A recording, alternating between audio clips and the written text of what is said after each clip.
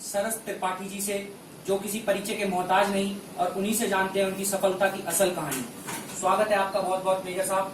धन्यवाद। मैं आपसे पहला सवाल ये करना चाहूंगा कि आप पहले सेना में रहकर और अब आप अपने निजी जीवन अपने परिवार के साथ व्यतीत कर रहे हैं, तो उस पर आप क्या कहेंगे?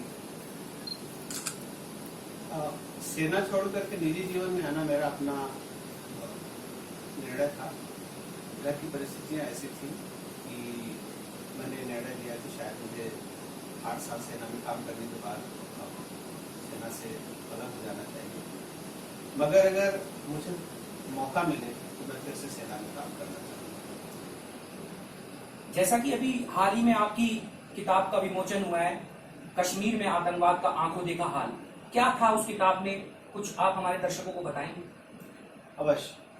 हमने कश्मीर घाटी में जो arm forces special power act जब लागू हुआ 1989 में, जब वहाँ के हालात बहुत ज़्यादा खराब हो गए थे और कानून व्यवस्था बिल्कुल खत्म हो गई थी, आतंकवाद का नंगा नाच चल रहा था, कश्मीरी पंडित लगभग 4 लाख घाटी को छोड़कर भाग आए थे, हत्या बलात्कार रोज रोज की कहानी हो गई थी। उस समय सरकार ने निर्णय लिया कि वहाँ पे उस प्रदेश को सेना के हवाले किया जाए और उसको सशस्त्र सेना विशेषाधिकार अधिनियम के अंतर्गत सेना को सौंप दिया और फिर आर्मी ने वहाँ मिलिट्री ऑपरेशन यानी सैन्य कार्रवाई शुरू की। तो जो सैन्य कार्रवाइयाँ वहाँ पे हुई उनमें से कई का मैं हिस्सा था। मेरी जो बटालियन है 6 मराठा लाइट इन्फेंट्री, वो श्रीनगर, बडगाम, पुलवामा, खास इन 3 जिलों में हमने सैकड़ों मिलिट्री ऑपरेशन किए, सैकड़ों की संख्या में आतंकवादियों को मारा, सैकड़ों की संख्या में उनको पकड़ा, बहुत सारा हथियार गोला बारूद हमने पकड़ा। तो ये पुस्तक जो लिखी गई है इसमें 14 चैप्टर है।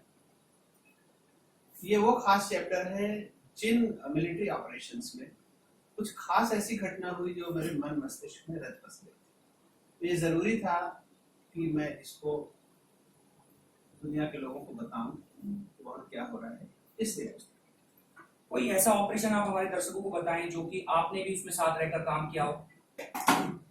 देखिए, इस पुस्तक में जितने ऑपरेशन लिखे हुए हैं, जो घटनाएं लिखी, उन सबका मैं हिस्सा था और सैकड़ों ऐसे मिलिट्री ऑपरेशन का हिस्सा था। ऐसा कोई ऑपरेशन नहीं है जिसमें मैं न रहा और घटनाएं जितनी लिखी हैं सब मेरी अपनी की हुई हैं, उनमें मैं उसका हिस्सा था। मेरा बहुत इम्पोर्टेंट रोल था। कई बार हमने आतंकवादियों को मारा, उनको पकड़ा, कई को जिंदा पकड़ा और कई में मैं खुद मरते मरते बचा। तो ये 14 की 14 जो कहानियां हैं, ऐसी करीब 30 कहानियां नहीं बल्कि घटनाएं जिन्हें मैं लिखना चाहता था, पर पुस्तक का वॉल्यूम यानी कि जो साइज है बहुत बड़ा हो जाता, इसलिए हमने इसे छोटा रखा। तब भी 350 पेज की पुस्तक थी।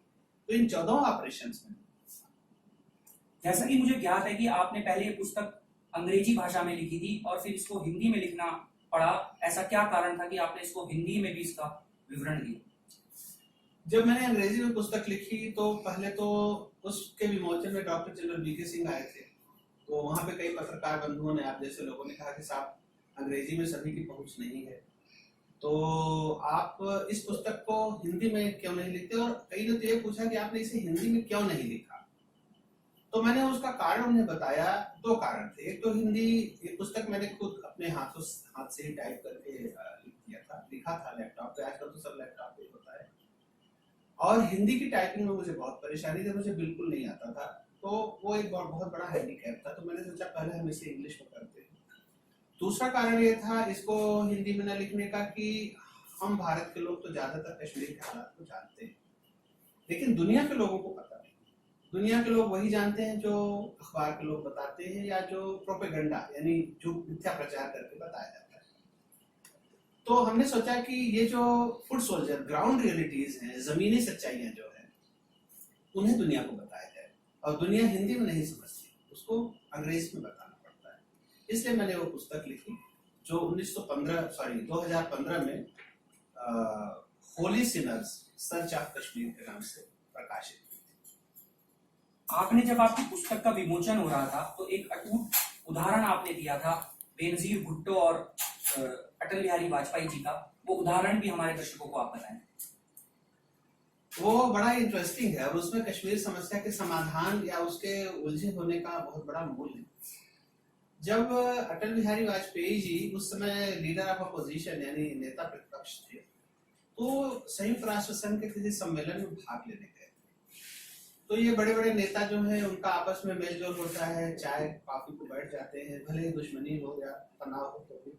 और वाजपेयी जी बहुत सुलझे हुए व्यक्ति थे, बाद में भारत के हमारे प्रधानमंत्री बने और विश्व स्तर के नेता थे। आप जानते हैं उनकी जो वाक्पटुता है और हाजिर जवाबी सारी दुनिया में मशहूर है। तो श्रीमती बेनजीर भुट्टो वहां बैठी थी और वाजपेयी जी भी थे और वहां विश्व का नक्शा लगा हुआ था, उसमें भारत का भी नक्शा था। तो भारत के नक्शे में अगर आप देखें तो कश्मीर एक ऐसे लगता है भारत एक कोई व्यक्ति है और उसके सिर के ऊपर कश्मीर है, ऊपर ऊपरी हिस्से पे, और यहाँ गर्दन थोड़ी सी पतली सी मालूम होती है। तो बेनजीर भुट्टो ने कहा कि वाजपेयी साहब उस नक्शे की ओर दिखाकर कि जो आपने ये सिर पर टोपी पहन रखी है, अगर ये टोपी उतार कर हमें आप दे दें तो हमारा आपका सारा झगड़ा खत्म हो जाएगा, हम और आप बहुत प्यार से रहने लगेंगे। सारा झगड़ा ये जो आपने टोपी पहनी है जो हमारी है इसकी वजह से। एक उदाहरण आपने ये दिया था कि क्या कहते हैं वहां पर जैसे सामान उमान कहीं बाहर से ये मैं बात पूरी कर लूं, अपनी बात खत्म हुई। तो वाजपेयी जी ने कहा कि देखिए, वाजपेयी जी ने बड़ी गंभीरता से सोचा और फिर जवाब दिया, मोहतरमा आपको बहुत बड़ी गलतफहमी है, जिसे आप हमारी टोपी समझ रही हैं वो हमारा सिर है, और अपना सिर काट कर डिप्लोमेसी में कोई किसी को नहीं देता। और आगे उन्होंने कहा, जिसका बेनजीर के पास कोई जवाब नहीं था, कहा और आप बार बार कश्मीर ही क्यों मांगते, आप सारा हिंदुस्तान मांग लीजिए तो हमें देने में भी खुशी होगी और सारा झगड़ा ही खत्म हो जाएगा। ना तो इंटरनेशनल बाउंड्री होगी, ना तो लाइन ऑफ कंट्रोल होगा, ना तो नियंत्रण रेखा होगी, हम दोनों फिर एक हो जाएंगे। तो आप कश्मीर क्यों मांगती, बड़ा मांगिए, बड़ा दिल करिए, पूरा हिंदुस्तान मांग लो तो झगड़ा खत्म हो जाएगा। तो बेनजीर भुट्टो के पास नेचुरली इसका कोई उत्तर नहीं था, और इसी में छुपा है कि पाकिस्तान को एक गलतफहमी है कि हमारी वो टोपी है जबकि हम उसको अपना सिर समझते हैं। एक उदाहरण आपने ऐसा भी दिया था कि वहाँ के लोग इसे इंडिया का पार्ट नहीं मानते, तो क्या था वो ऐसा? आपने कहा था कि क्या कहते हैं सामान जब कहीं से आता है तो इस विषय में आपने जाना। देखिए वहां पे मैं एक बात कहता हूँ कि कश्मीर के विषय में 2 सेंटेंसेस उसकी सारी हालात को बताते हैं। Kashmiris are misinformed about India and Indians are uninformed about Kashmir. यानी कश्मीर के लोगों को भारत के विषय में गलत जानकारी है और बाकी भारत के लोगों को कश्मीर के विषय में कोई जानकारी नहीं। तो हम एक गलतफहमी और गलत सूचनाओं का ही आदान प्रदान करते रहते हैं। अब उसी गलत सूचना का परिणाम यह है कि कश्मीरी ये समझते हैं कि कश्मीर हिंदुस्तान का है, कई सभी नहीं लेकिन ज्यादा ये प्रचार कर दिया गया है कि उसका हिस्सा नहीं। एक व्यक्ति का घर बन रहा था तो वहां सीमेंट बालू रखा था, सरिया रखी थी, तो मैंने ऐसे ही पूछा अपनी जानकारी के लिए कि ये सरिया कहाँ से आती है, मैंने सोचा शायद यहाँ कोई रोलिंग मिल हो या बनता हो। तो उसने कहा कि साहब ये हिंदुस्तान से आती है। मैंने कहा, हंस के मैंने पूछा कि क्या ये हिंदुस्तान नहीं है कश्मीर? तो उसने बड़े ही मासूमियत से जवाब दिया, कम पढ़ा लिखा आदमी था, बोला नहीं साहब, ये कश्मीर है और हिंदुस्तान जम्मू के उधर साउथ की तरफ से सोमाली साइड से शुरू होता है। उर्दू में मतलब जम्मू, कश्मीरी लोग जम्मू को जम्मू नहीं कहते, जम्मू कहते हैं साहब, वो हिंदुस्तान तो जम्मू के उधर शुरू होता है, ये कश्मीर है।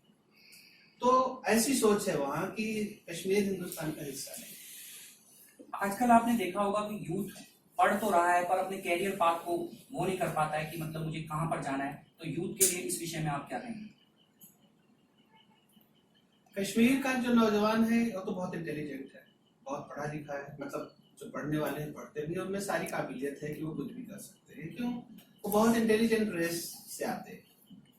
लेकिन अगर कितना भी अच्छा हो, आप दूध बहुत अच्छा हो या अमृत हो, उसमें जहर डाल दो तो सब जहर ही हो जाता है, कोई पीना पसंद नहीं करेगा। तो सारी चीजें उनमें अच्छी हैं, लेकिन जो ये रेडिकलाइजेशन है, जो इन्हें गलत चीजें बताई जा रही है धर्म के नाम पर, उसकी वजह से वहां का सारा वातावरण खराब है। बाकी वो करियर ओरिएंटेड भी है। आपने समाचारों में कई बार देखा होगा, लोग जब इवन आर्मी की जब भर्ती होती है, इतने लोग वहां जमा होते हैं, इतनी भीड़ भाड़ होती है, कई बार पुलिस लगानी पड़ती है। पिछले 3-4 सालों से वहां के नौजवान कई सर्विसेज में टॉपर भी रहे हैं। सिविल सर्विस जो सबसे ज्यादा टफ मानी जाती है, उसका भी टॉपर कश्मीरी नौजवान रहा है। तो वो बहुत इंटेलिजेंट है, काफी समझदार भी है। जरूरत इस बात की है कि सरकार कुछ इस तरह की पॉलिसीज बनाए कि लोगों को कॉन्फिडेंस गेन करे। कॉन्फिडेंस गेन करने का मतलब ये नहीं कि बस सब चीज देते रहो, उसका मतलब यह है कि अपनी शक्ति को दिखाए, लोगों को भरोसा हो कि सरकार कानून और व्यवस्था को मेंटेन कर सकती है, फिर वहां का नौजवान हमारे साथ हो। हर भी ऐसा देखा गया है कि हर बार वहां पर कुछ भी होता है कश्मीर में तो पत्थरबाजी चालू हो जाती है, ऐसा क्यों? देखिए, पत्थरबाजी करने वाले तो किराए के लोग हैं। आपके मीडिया के लोगों ने खुद ही एक्सपोज किया है, बहुत सारे वीडियोज आए हैं, उनको बताया जाता है कि तुम सब्जी बेचते हो तो तुम्हें 300 रुपए पर डे का इनकम होता है, पत्थर फेंकोगे तो 500 मिलेगा। उसके बाद 1000 रुपए भी दिए गए तो किराए पे लेकर के उनसे पत्थर फेंकवाया जाता है। जो जेन्युइन बच्चा है, जो पढ़ने लिखने वाला है, वो कोई पत्थर उत्थर नहीं फेंकता।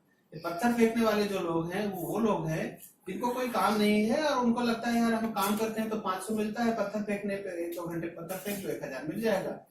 तो ये फंडिंग होती है पाकिस्तान से, कई देशों से होती है। पाकिस्तान उनमें सबसे प्रमुख है, और भी कुछ कंट्रीज हैं और भी कुछ ऑर्गेनाइजेशन है हमारे देश के अंदर, ऐसे संगठन हैं जो ये फंडिंग करते हैं और वो रेडिकलाइजेशन के लिए। और बाकी नौजवान जो जेन्युइन है वो नहीं करता, वो भी किराए पे ज्यादातर आते हैं।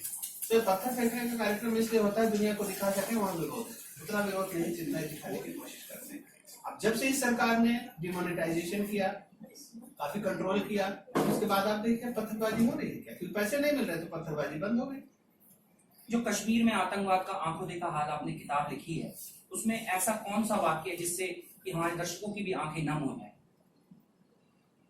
उसमें ऑलमोस्ट सारे वाकये ऐसे हैं, लेकिन मैं जो हमारा चैप्टर 2 है और उस चैप्टर में मैंने एक आतंकवादी का पूरा इंटरोगेशन किया है, उससे पूछताछ की है, उसका विवरण है।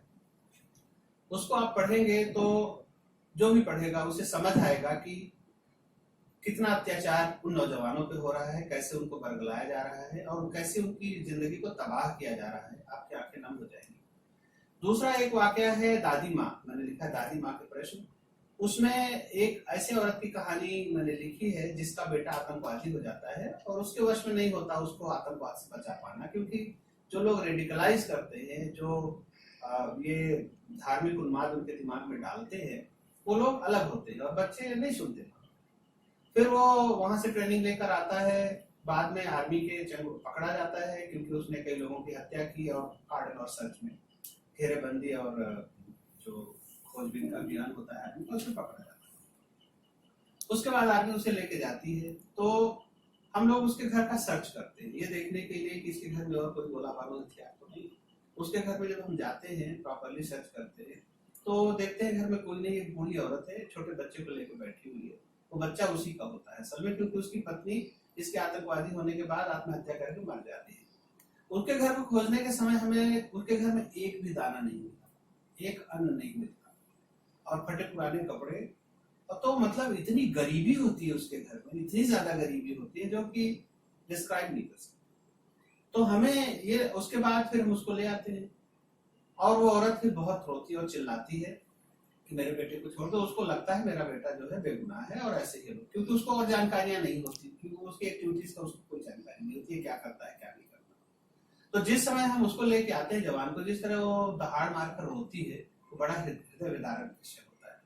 और हमें उस समय एहसास होता है कि चाहे वो आतंकवादी हो चाहे सेना का जवान हो, जब वो मरता है तो आखिरी चोट जिस पे लगती है वो औरतें और बच्चे ही, जिनका कोई उस पर दोष नहीं। अब वो बच्चा भी अनाथ और वो माँ भी, उसको लगता है तो मेरा बेटा है और हमें लगता है आतंकवादी। तो एक ऐसा पहलू है, जब आप देखेंगे मानवीय दृष्टि से तो आपको बहुत तकलीफ होगी। और इस पुस्तक का मुख्य उद्देश्य है कि हम इस पुस्तक को, मैंने एक मानवीय दृष्टि से लिखने की कोशिश की है ताकि हम इसको दूसरे एंगल से देख सके, एक सैनिक की निगाह से, एक कश्मीरी, हिंदुस्तानी या आतंकवादी या देशभक्त की निगाह से, एक मनुष्य की निगाह से देखें तो आपको वहां की सच्चाई का पता चले। तो देखा आपने दोस्तों किस तरह से मेजर सरस त्रिपाठी ने अपनी किताब के बारे में हमें अवगत कराया और उन्होंने यह बताया कि इस किताब में जो भी मैंने लिखा है वो सब सच्चाई है, ये सब आंखों देखा हाल है। तो हम ऐसी शख्सियतों तो आपको रूबरू कराते रहेंगे। अब लेते हैं हम अलविदा। धन्यवाद।